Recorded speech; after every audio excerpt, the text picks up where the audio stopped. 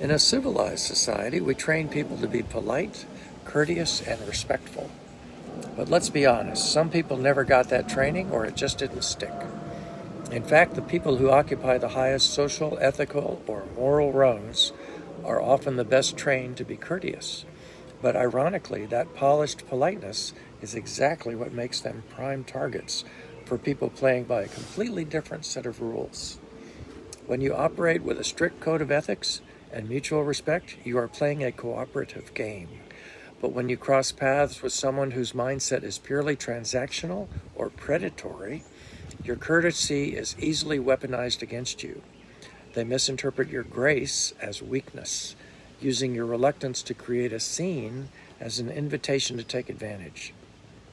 So, how do you deal with people who refuse to play by the rules without lowering yourself into the mud?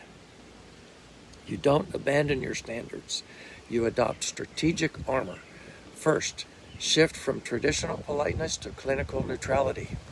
When you deal with someone acting in bad faith, softening your language, over-explaining, or apologizing only gives them leverage. Instead, remove the emotional slack from the rope. Speak with the absolute, unshakable calm of a physician delivering objective data.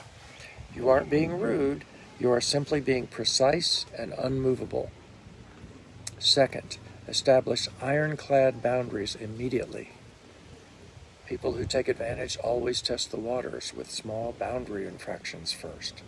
Because polite people hate appearing ungracious, they often let the small things slide. Don't. State what is and is not going to happen clearly and concisely. Affirm, that doesn't work for me, here is how we will proceed. Completely resets the power dynamic without an argument.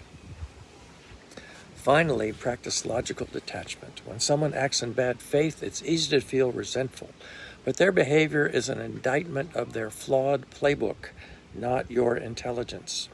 Look at them with a detached, almost evolutionary perspective, as an organism operating on short-sighted survival strategies. You cannot control their lack of training, but you have absolute control over how much access they get to your life, your business, and your peace of mind. Stay civilized, but stay guarded.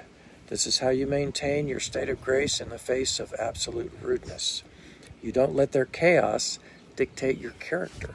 By mastering these techniques, by implementing clinical neutrality and ironclad boundaries, you gradually learn how to turn conversational lemons into lemonade.